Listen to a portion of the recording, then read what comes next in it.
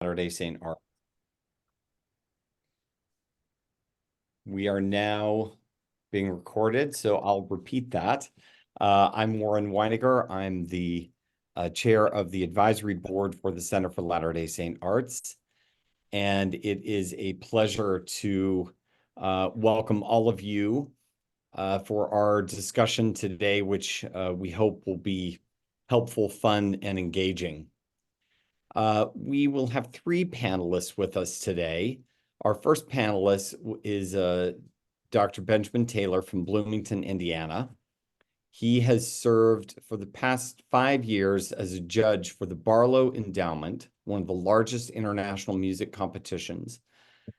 And he's also served as a panelist and juror for organizations including the Society for Electroacoustic Music in the United States, the Music Teachers National Association, and the Center for Latter-day Saint Arts, which is where he is a member of our advisory board. Something you should know about Ben is that he is one of the only LDS composers that we know who has made his entire career from compositions. He isn't on faculty at a university, and he isn't subsidized in that way. He's made a career and provided for his family by applying for grants, winning awards, and just being entrepreneurial. I think you'll learn a lot from him that you can apply in whatever artistic discipline that you practice. Ben will speak to you about what he's learned about portfolios and writing proposals for a few minutes, and then we'll hear briefer comments from two participants in last year's residency here with the center. First, award-winning visual artist Sara Lindsay, who lives in Atlanta, Georgia. Sara's had exhibitions in museums and galleries and is the recent recipient of an important residency that I'm not sure she can announce quite yet. As one of the center's inaugural residency participants, she's especially poised to share her thoughts about applications and communicating who you are as an artist. Finally, we will hear from Melissa Leilani Larson of Salt Lake City. Mel is an award-winning playwright and author. She served as a juror for our residency last year, and I was struck by her compassion surrounding the applicants.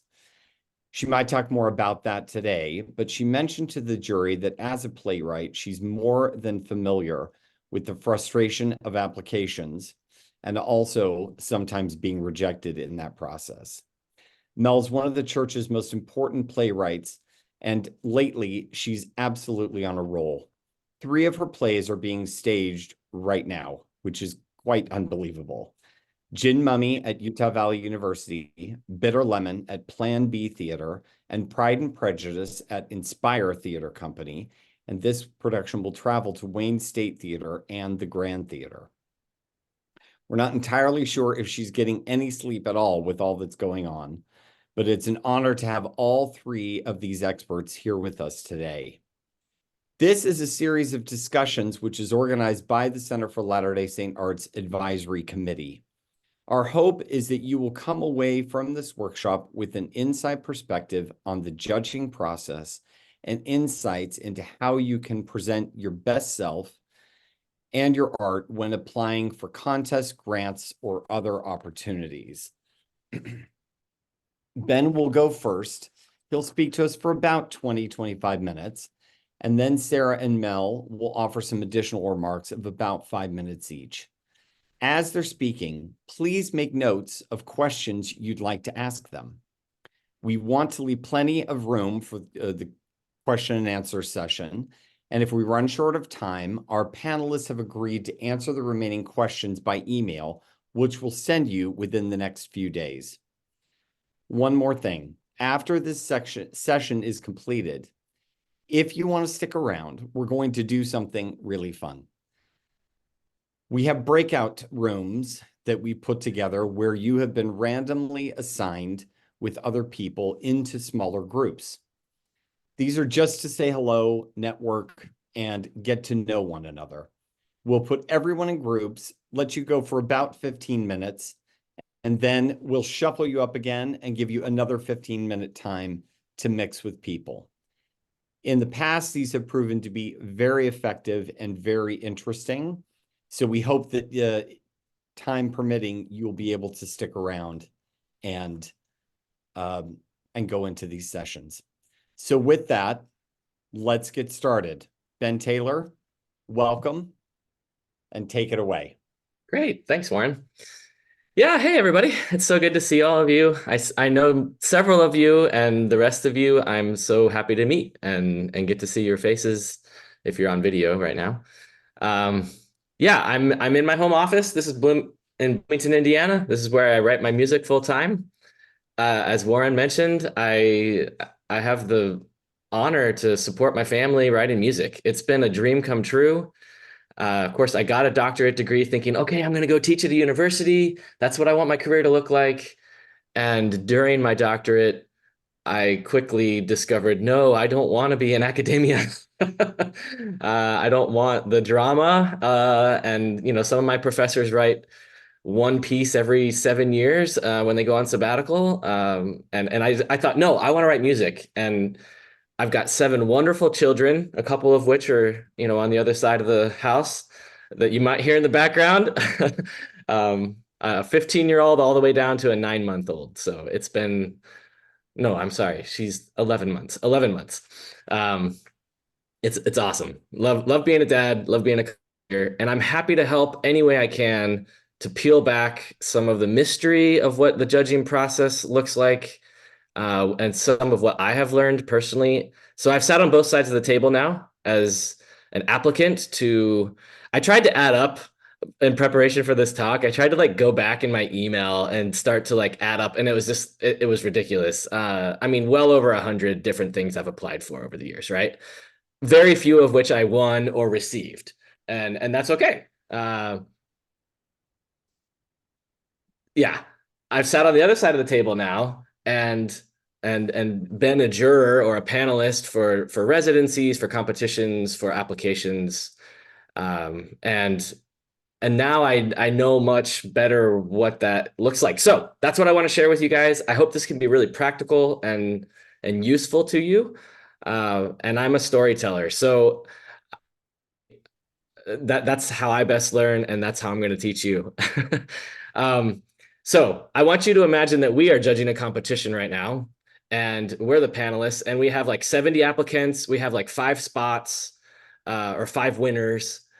What are we going to do? Well, typically what happens, and we have a finite amount of time, right? And we're usually not getting paid. As jurors or panelists, it's usually service. That's why they call it service. I served as a juror, right? Okay. Sometimes there's a modest honorarium, but that doesn't really cover your time anyway. So we need to expedite this process. We got to get through these applications. Maybe we have a couple hours. And so the first thing I want you to understand is that even though you have so carefully prepared this application, in that first look and that first moment of, okay, here's Benjamin Taylor's application and here's his portfolio, you have to, as the applicant, wow those jurors right away from the get-go in every regard. Generally in music, again, I have to speak to what I know. One juror has just flipped open the CV.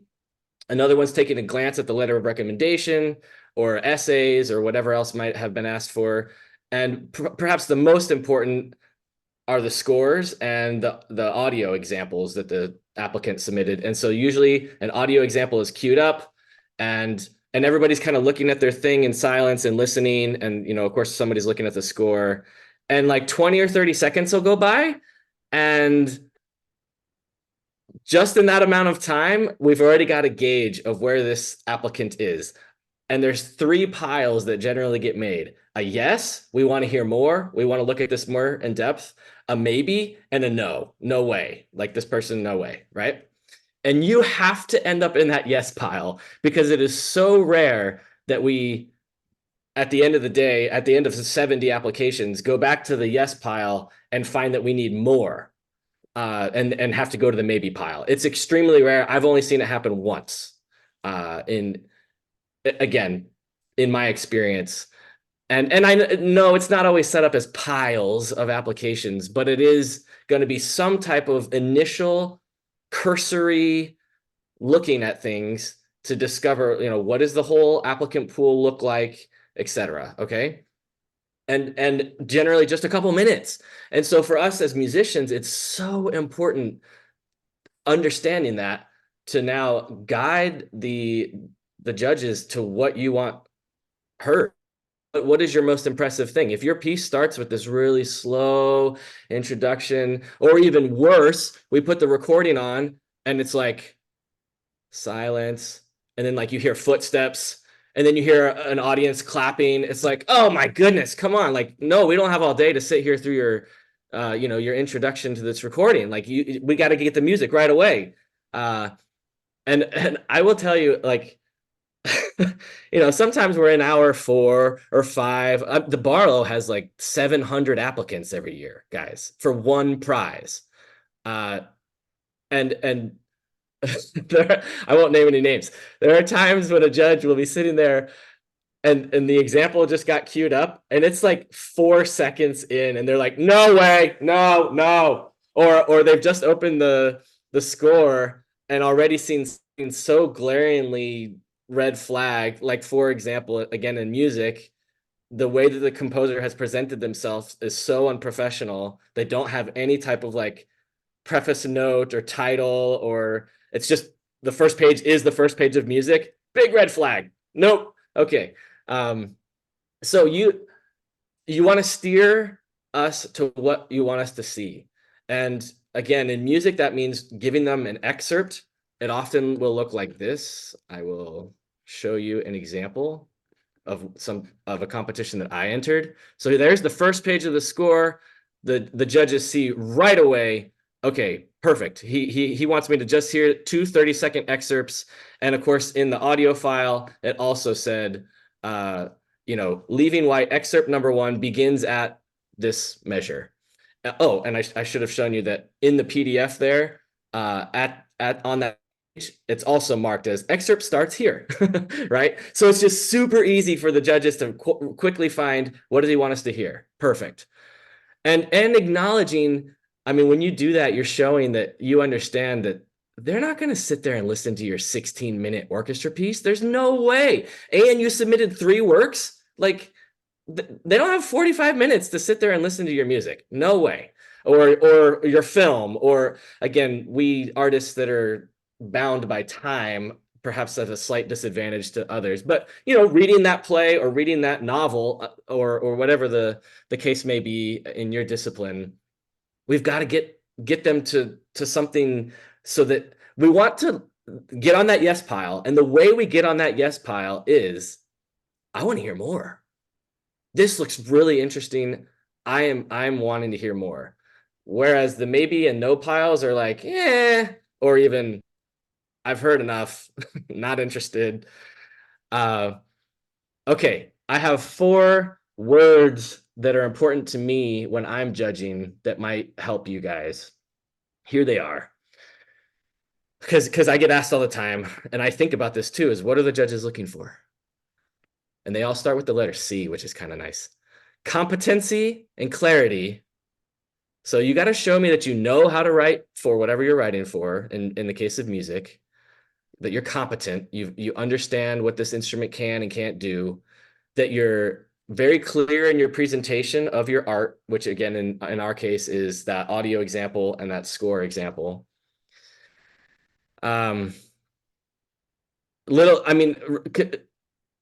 Little red flags again in the area of music are like, this person wrote for an instrument and they wrote out of range.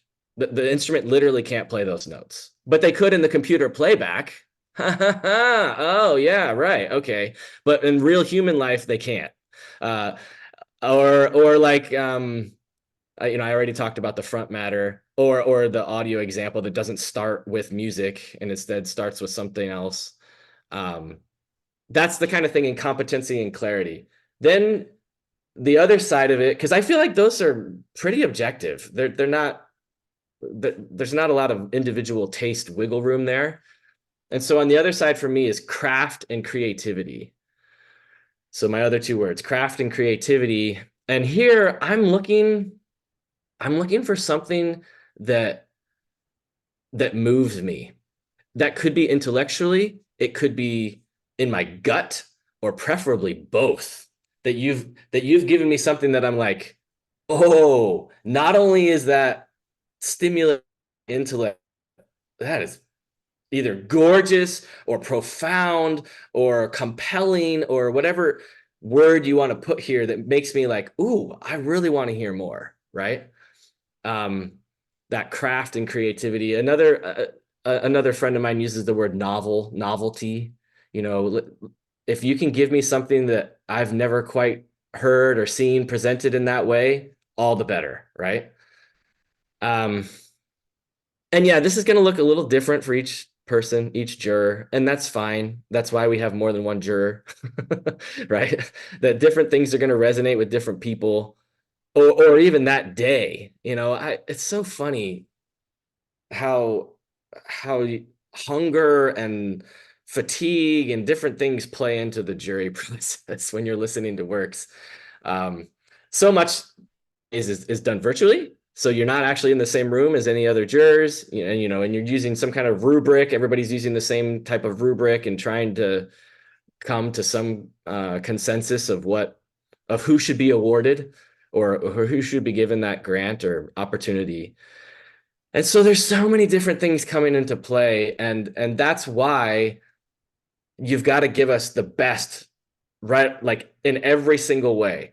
Um, one other thing that's very important to that, initial like cursory skim. I haven't even heard your music yet, but I see that your cover letter or your artist statement has a letterhead. Like it has something looking really nice and professional instead of just default Microsoft Word document. And like that tiny little thing will help set you apart. Here's my letterhead. I figured, hey, if I'm talking about something, I got to show you. There's my letterhead. Sometimes it has the picture, sometimes it doesn't. Okay. But it should say immediately, like, oh, this guy's professional. And that's all I wanted to say, right? He cares. He cares enough to have something in his artist statement. Or again, I use this with a cover letter. And that, I think, is on that surface level, important to getting me into the yes pile. Let's see. A couple other things regarding having your materials presented really professionally. So I have in lots of different configurations for different focuses, right? Because not only am I composing music for orchestra, but I'm also composing for wind band and chamber music. And depending on the opportunity, I'm going to want to list different awards. Or if I'm applying for some kind of educational thing, then I'm going to need a different bio that says all the different educational items that I've been involved in, all the teaching. So I have multiple bios written at different lengths, ready to go. Multiple headshots that I use for different purposes, right? Some a little less formal, some more formal. And even to my choice of clothing going into this today, I was like, oh, what do I want to wear? Like, you know, how do I want to make sure I'm presenting myself to you all as some type of like authority, although I'm not an authority, but I'm just sharing my experience. But at the same time, as hopefully someone that after this you can be like, oh yeah, I can send him an email and he might respond. And yes, I absolutely will because I care, right? I'm not aloof in that way. So anyway, okay, so bio, headshots, letterhead, links that actually work. Yeah, so sometimes, I'm judging something and somebody has submitted a link and the link doesn't even work, or it goes to a Dropbox account and it says, you don't have authorization to see this. Oh, okay, well, there goes that application. Like, so make sure you have correctly shared whatever the link is if it's not a public link. Same thing with Google Drive occasionally, right? Occasionally somebody has very clearly generated their essay through AI. Like, no way. Why would we even consider it? Um, oh, this is something I do. It might help you, it might not. So often the opportunity is going to say something like, describe what you want to do with this project, or describe what your vision is with this, or whatever, right? I'm not a good writer, but I can talk. So I'll record myself talking about it as if I'm talking to Warren about this project, right? Then I will go back and pull out like the salient points of what I said and put it into prose. It helps me so much to talk through it instead of trying to sit here and type it out. Ugh, really difficult for me. So that's just something I do. I just use the voice memo on my phone and record it and then come back and pull it out. So I don't know if that can help anybody here, but um, so I used to really struggle with this, and occasionally it still pops up. This idea of like, well, I don't want to toot my own horn. I don't want to come off as egotistical. I can't like put all the awards I've won and say all the things that I've done. Like, isn't that kind of being arrogant and prideful uh and perhaps I've incorrectly taken in some of my cultural and religious upbringing to think that would in some way be uh, unhealthy. No, it's not unhealthy. you we want to know about you. We genuinely want to know about you and your successes, and you're not tooting your own horn. And if you want to consider it that, then great, toot away. Like, let's hear it. Because this is exactly the time when you want to tell us what you've been up to, and that this person loves your work and wrote about it, and this other person said this about it, and this other person placed it in this thing, and blah, blah, blah. Yes, that's what we want. We want to know about that. Yes, you can drop it in your cover letter. Yes, you can drop names. I studied with this person and this person and this person, and my work was recently accepted to this, blah, blah, blah. Yes, put it in there. We're much more likely to see it in your cover letter, by the way, or a short bio. If you're going to give us a bio that's really long, we're only going to skim it anyway. And same with a CV. You give me a 10-page CV. Okay, they've had a lot of awards and a lot of residencies, and okay. Like, and that is helpful. The quantity is helpful to see that, but ultimately, I haven't connected with you on a personal level yet, right? Okay, and then my last point, I'll wrap up here, is I I had to get over this, like, I've just spent an hour or two easily crafting this application or this portfolio for this one entry, right? Because all of them have to be different. I can't have like a stock portfolio or application. I can have a template for sure, like the bios that I talked about, and a template cover letter even. I've got those now. But each one's handcrafted, and I've spent time and energy in it, and with the full realization that like I might not hear anything back. I might not even get a thanks for applying. So I submit it and forget it. It's been a practice that's really helped me. I don't write down on my calendar or anything like, hey, make sure you check on this thing and see who won. Like, no, just submit it and forget it. Um, and let it go. Right. Let it fly out there. And I said at the very beginning of this, I've submitted to well over 100 things. I have only a couple things in my quiver, right, that I've won. And so it's not I think in large part you have to practice the procedure of applying to things. I mean, it hones part of our artistry in a different way, which I think is important. Of course, the last comment I'll make is that as much as possible, I try to have somebody else read my stuff before I submit it. Sometimes it's not possible because I'm doing it at the last second. We all know how that is. We're literally submitting the 5 minutes before it's due. In which case I don't have time for my wife to read over it. But whenever possible, and when I'm on top of it, I'm letting my wife or a trusted colleague, I'll send them the application via email and say, hey, can you take a look at this in the next 24 hours and give me some feedback? And that's really helped. I have a couple go-to colleagues that we do that for each other all the time. So And I'll pause there. Happy to take your questions later. Thanks, guys. And Yeah. thank How you about you? so much. I am. Busy time. That was really great. I love how you really broke it down into just a few easy words, competency, clarity of your message, and practicing doing this, because we do get better with each and every effort. So thank you. Thank you so much for that. Let's turn the time now to Sara Lindsay. And Sara, I'll let you jump straight in. Okay, awesome. Hold on one moment. I'm going to screen share. I'm Sara Lindsay, and let's go right here. Slideshow. Okay. Well, I think the easiest way for me to help you guys out is to talk about gathering, because gathering is something that is really important to my artwork. I gather materials that I use in my art.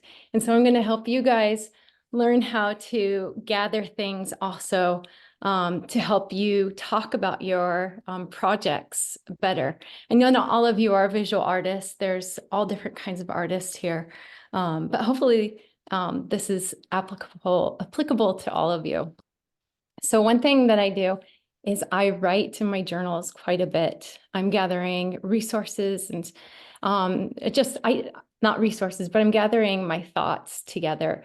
These are very private for me. And it's a place for me to have a conversation with myself about ideas. Sometimes it's about materials that I'm gathering. Sometimes it's about ideas that I'm having, or just experiences that are stirring, and kind of the birthplace of different artwork that I'm creating. When I don't have like physical paper books around, I'll take my phone and start jotting down notes too. I've even been on walks with my husband where he'll say like, "Oh, that's so great." And he turns on the voice recorder and he just helps me gather these ideas so that I can come back to them. Because I recognize that a lot of thoughts that I have disappear. And so when I come to talk about it, they're already incorporated in me, and I'm not expressing them because for some reason I think they're already incorporated with everybody.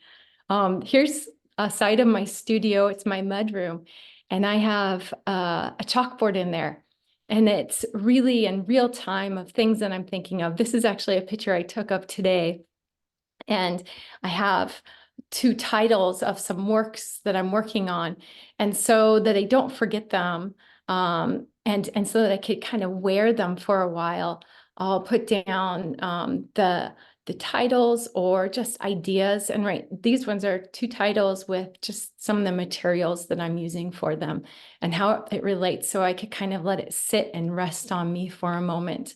But I like having things as like these visual reminders. I just can't express more how important it is for me to keep on gathering and collecting my thoughts, so that I can go back to them and draw from them.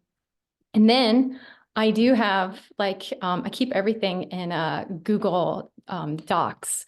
Everything that I've applied for, I keep it all together so that I can, if I have similar things that I'm applying for, I can kind of use some ideas and scoot it over. So I'm not rewriting, but I'm not exactly cutting and pasting the whole thing, but I'm able to see things that I like, projects that I want to work on, and apply for. So I also keep in here my resumes, people that have written about me, I'll have their words. I'll keep all of the documents of my work. And also I can see like which ones were successful. Recently, the grant that I received, it's a fellowship, and I received the Eliza Moore Fellowship for Artistic Excellence. It's a $10,000 prize, and they had one winner, and there are 1,600 applicants. And I felt extremely blessed to be their fellow this year. But I went back, and that one I did not get any help with. I usually go and ask my husband for help on editing. On that one, I did it all on my own. And I just did it really quick and fast and forgot about it. And when I came back to it, to look at it and read it to my husband after I had applied, I noticed multiple spelling errors. It was quite embarrassing. And I thought, oh my goodness, how could I even have sent this? I felt so good about it. But I think that maybe that's like the best key is like, I felt really good about it at the time. And apparently they did too. Yeah, I guess really quick, because the time is so much faster than I anticipated. But I think that the thing that we need to have as we apply for these things is just courage. I've noticed that that we're a lot more capable than we think we are, and we have so much more help. This is a group of church members. I really rely on prayer and just receiving help and guidance on what to apply for, and I feel like I really received direction, and I think that one thing for me too is being in a new space.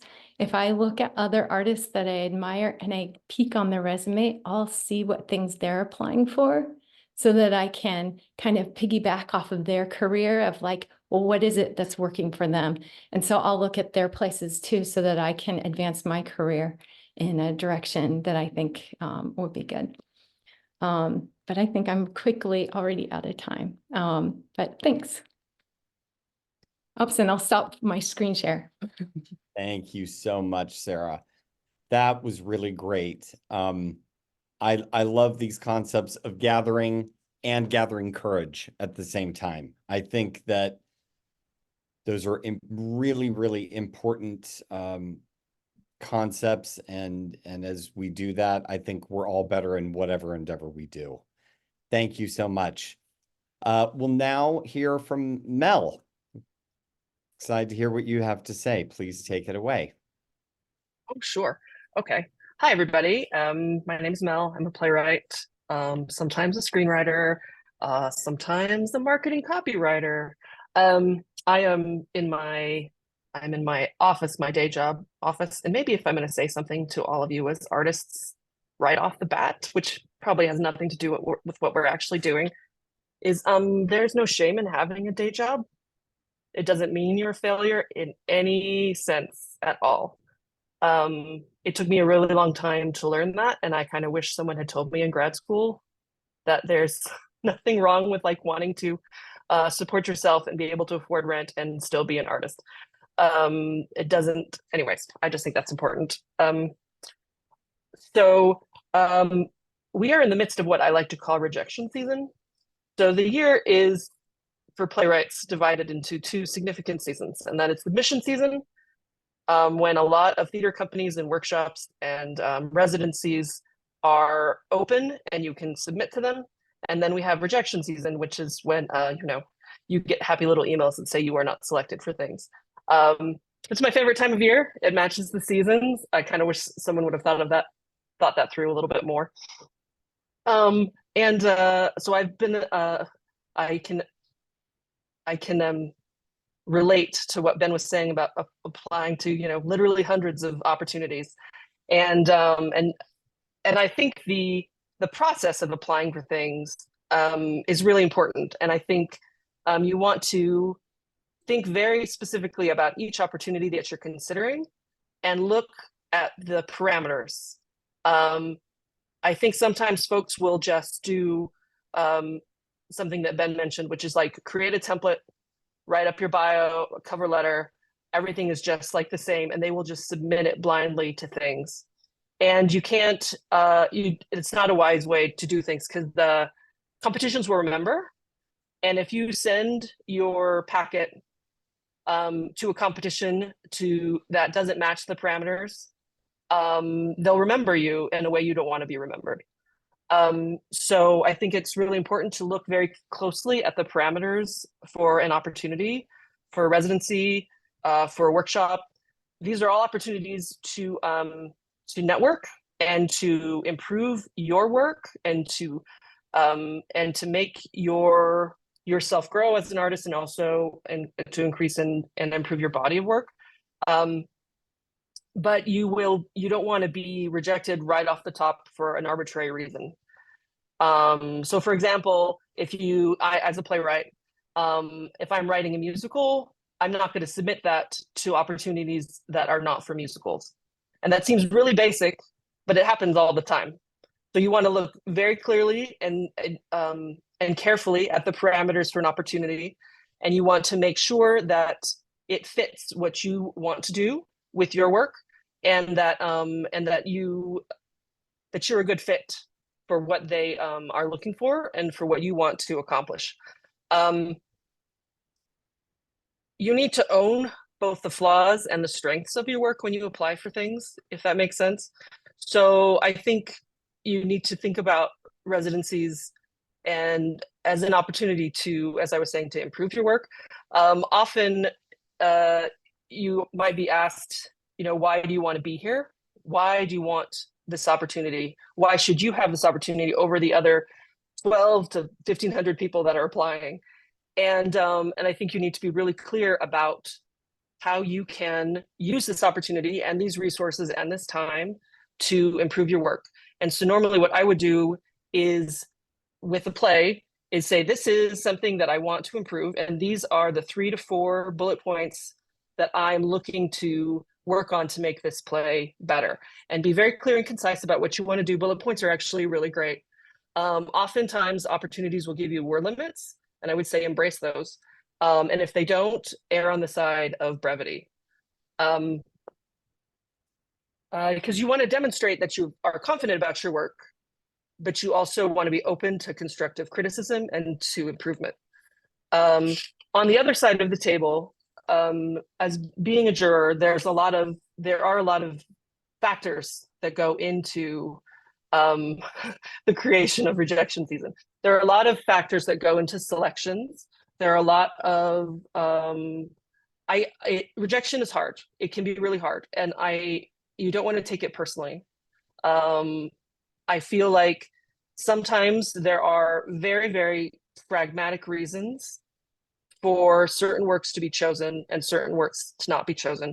Very recently, I have been working on a play, and I had the chance to talk with a literary manager at a festival to which I submitted it. And she told me, I was kind of devastated by the rejection when it came.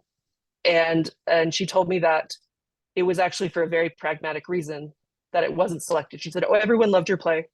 We couldn't afford the number of actors that it required. We couldn't afford to pay the actors to do the reading. It has nothing to do with the quality of your work, more often than not." And I think we have a tendency as artists to take rejections very, very personally. And so I think it's important to think about jurors as people who have a job. I appreciate that Ben mentioned that it's often a service, that people are taking time to read and consider your work, and that there's a lot of thought that goes into it.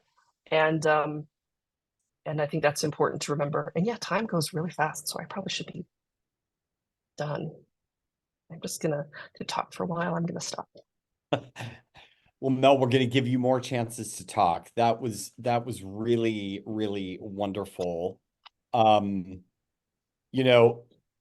Award season, which we are in, is always preceded by a rejection season, in every case. And all of this, I think what we've found with all three of our panelists today is that it just takes a lot of guts to keep doing this and to keep at it. And so I'd like to open this up to all three of our panelists to talk to this group a bit about how you keep up your confidence in continuing at the grind of making these applications, and figuring out how they become better with each turn.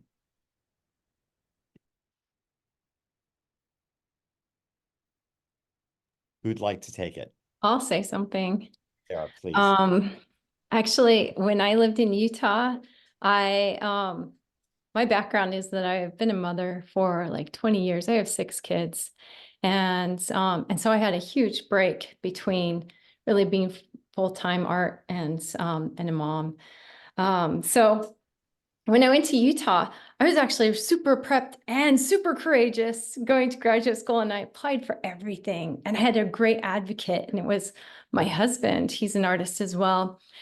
And I did awesome. I did so well. I probably had like a 90% return rate. Like almost everything I applied for, I got into, and it was phenomenal. And I had a teacher that was telling me, this can't be, something that keeps on going. And then we moved to a new place and with a new, different art scene. And it was just incredibly hard to push forward, to understand what the vibe was, who the people were that I needed to contact. I was a nobody in a really, like in a much bigger art field or bigger art scene. And I think a lot of it has just been trying to know where the resources are, and to understand where it is that you fit. I think it's very important to look regionally, but I also think it's, important to look locally, regionally, and also nationally, and even if you want globally. But I have really tried to put a foothold here locally, and I'm not really the demographic that they want in Atlanta for an artist right now. But I am regionally, and I am nationally. And so it's just me trying to figure out where those calls are that makes me a better fit, and not waste my time in areas where I know that I am not the person that they want. So I don't know. There's only so much rejection I can take. So you just have to be very selective. Thank you, Sarah. Mel or Ben, would you like to add anything to that question about confidence? Sure. I think you need to do it. Submission is something you have to do a lot. And yes, I would agree that rejection it's difficult, and you do get to a place where it's like, I just don't want these anymore. And the emails start to look very, very similar. I actually have a file of hard copies when they used to come in the mail, and I would save them, and I plan to wallpaper a room in them. And I was kind of disappointed when everyone switched to email because I liked having this variety of letterheads on my wall. But I think you also it helps you to get a thicker skin. I think sometimes it's because you just have to think about the fact that you have to create, you have to be creating new things, and you have to keep working. I mean, I think one of the things I get frustrated about with theater submissions often is that it's almost always for new work, and that's great, and we want to encourage new work. But also, I'm like, I have 15 plays that have only been produced once, and they're disqualified because they've been produced. So and sometimes that can be really discouraging. It's like, oh, I have to make something new for the new season, and what do I have? And I think you just have to have the confidence sometimes to be like, the submission is, you are looking for opportunities, and opportunities are great to improve your work, but you also just need to be working and remember that you're creating for yourself as well. And so sometimes if it's easier to stay confident, is just to be, not necessarily to create for something specific, but just to be creating. I think sometimes we have to like separate them out. It's like, I'm working on pieces that I want to submit. I also am just working on pieces for myself. That is great. Thank you so much. I think there is nothing sexier in a person than confidence, however that manifests, right? And that can come across in paper, in voice, in whatever we do. And it's a good thing to always keep in mind. We're getting a lot of questions in the chat. I want to remind everyone that we will not be able to get to every one of these questions, but we will submit these to our panelists, have them respond by email, and we will send that around in the next few days. We got a question from Vanessa, who says to Sara specifically, what was your biggest takeaway from last year's residency? My biggest takeaway, man, that's a hard question. I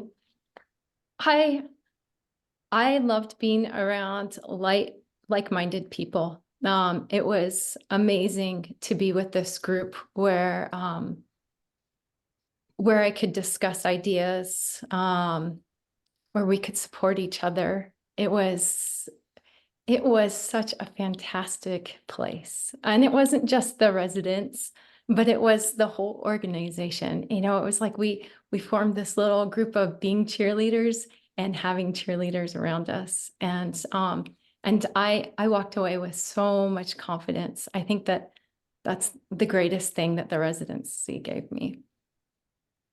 To my final statement. So thank you so much, Sara. Ben, this one for you. Do you try to match the samples of your work with the organization itself?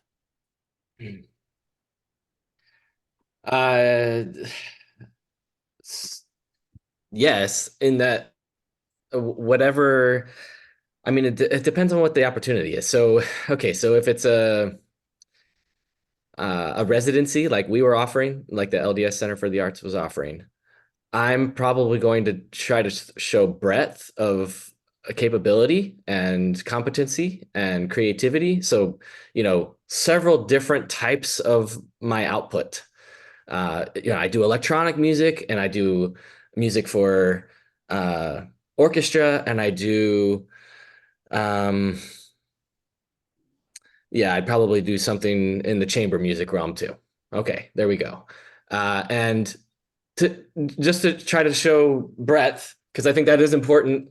Am I going to submit a hymn that I did for the ward choir? No, probably not. And unless that piece has been performed all over the place, maybe. But just because it was an LDS call doesn't mean I'm going to submit the stuff I arranged for ward choir. And I am the ward choir director, by the way. Right? So I can get my music performed by the ward choir. I hope, does that help? Does that? I think that does. I think that does. And, you know, you're also super fortunate on every level. You can get a test run with your ward choir, assuming your ward choir is in good shape. So, yeah. This next question is for all three of you. Many applications request a CV. How should I know what to include on it? And should I include all of my publications, or should I just pick and choose what's best from the past few years? Anyone can answer that. I'll just throw in, I got this from one of my mentors. I use the word selected. Selected commissions, selected residencies, selected international performances. Because no way I can't list. I mean, you don't want to read that list, neither do I. So I'm just going to put some highlights. That's what I do personally. Okay. Mel or Sara, any additional points of wisdom on that question? I would agree with that. And I think sometimes, though, you want to focus on what you've done most recently. And this might also depend on what you are applying for. It might be influenced by what you're applying for. Like, so if you did have a project that you worked with someone that you can drop a name, and that's more recent, and you can put that there. I do have a file of resumes. I mean, the nice thing about having to be able to work on a computer is you can make lots of copies and make little edits and change things up and send a new PDF. But I would say you want to be willing to shuffle things around. But yeah, I think selected is a great way to do it if you have a lot of experience to just really hit the highlights.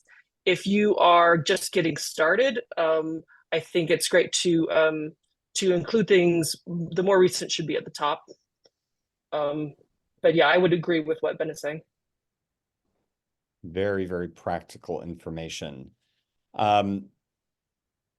I'm going to make a slight adjustment because we've had a number of questions that are coming in specifically about the forthcoming residency applications that are coming in for the residency that the center is sponsoring for this year. So I'm going to call on our very own Glenn Nelson to address whether they're looking for, whether the panel is looking for work specifically that addresses Latter-day Saint audiences, or do they prefer work by Latter-day Saints, but that address non-LDS specific subjects? Well, hi, everybody. I recognize a lot of your your names and faces, and one of my favorite jobs is writing letters, even though sometimes you're not the winners of things, to write letters. So I've written to quite a few of you. I think this is a great question, and sometimes when we get applications for various opportunities at the center, including this residency, artists don't know if they should lean on the LDS side of their output or if they should show a range. I would say generally that Ben's comment about showing breadth is wise. I think we're very receptive, and most people, I think, will be receptive generally to whatever it is that a person's core identity is about. So if your LDS core identity is super strong and that is really easy to manifest in your work, for sure, show that. You don't, I'm not saying that you should cloak that at all. But if I see work coming in that looks like it was submitted to an Ensign contest, I question in my mind how serious they are as artists. I mean, I hope that's not offensive to people, but I think you all know what I mean. So I would just err on the side of showing range there. That's all I got. Okay, thank you so much. Our next question is open to all three of you, and there have been several that have had this kind of theme. So how do you decide which project to propose out of maybe dozens of projects that you have? Do you pick the one that's closest to the heart or the one that's most impressive sounding?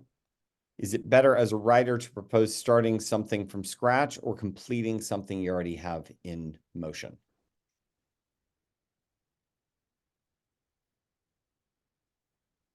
Mel, can I ask your opinion on this one first? Sure. I think a couple of those specific instances are going to be determined by the opportunity. So sometimes you're going to have a chance. They're going to ask you for a proposal, something you want to get started. Other residencies and workshops are going to ask for something that you have in progress, and they're going to ask. So in my case, they would ask for a completed first draft that you're willing to work on and change up and rewrite and move around. And so a couple of those things are going to depend. And I would deflect that question a little bit to Glenn, at least as far as this specific residency. If it's, but I think that's something that that each opportunity would determine. Like if they're looking for something that's just a proposal, like, hey, I have this really great idea, and if you give me the time and the space to do it, I'm going to make something really cool.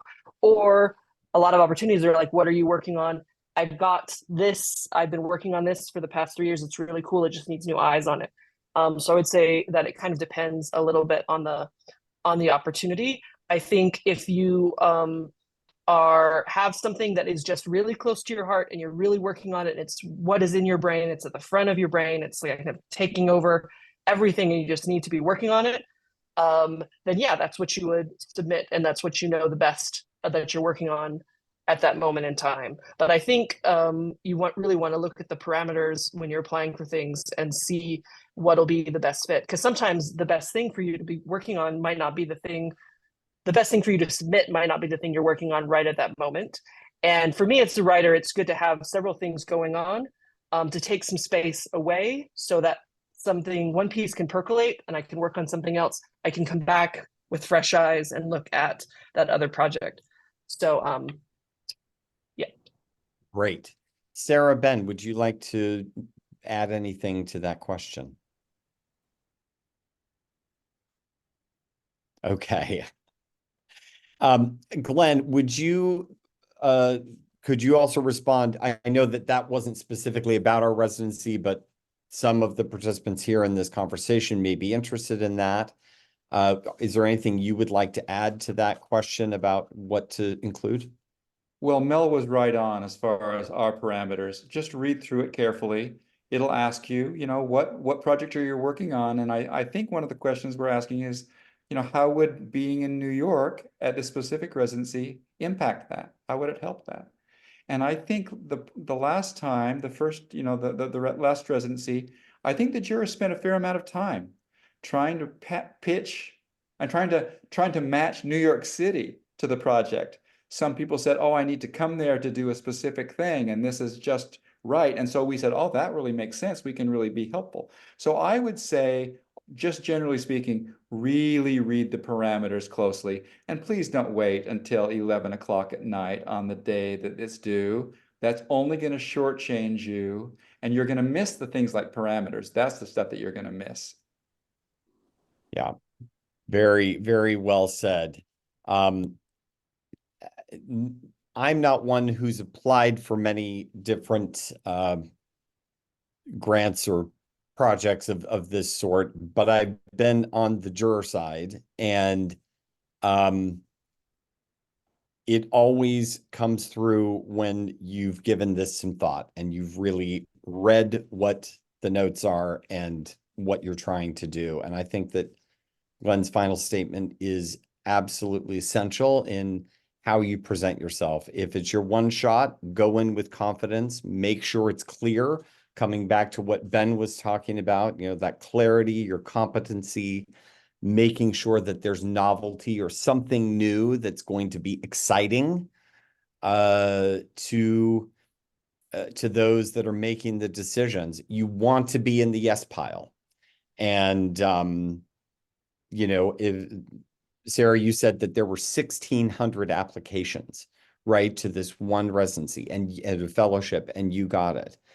Yeah. That's a lot of information for, a relatively small panel of jurors to go through. So make sure that whatever you're submitting really, really stands out and pops in as much as you can make that happen. So I did want to add one thing though. Sure. Glenn, you're gonna not love me anymore. I'm going to say I love waiting till the very last second. And the only reason is because I look at the applications before they're due. I'm percolating the ideas for a very long time. I'm very familiar with what they're wanting.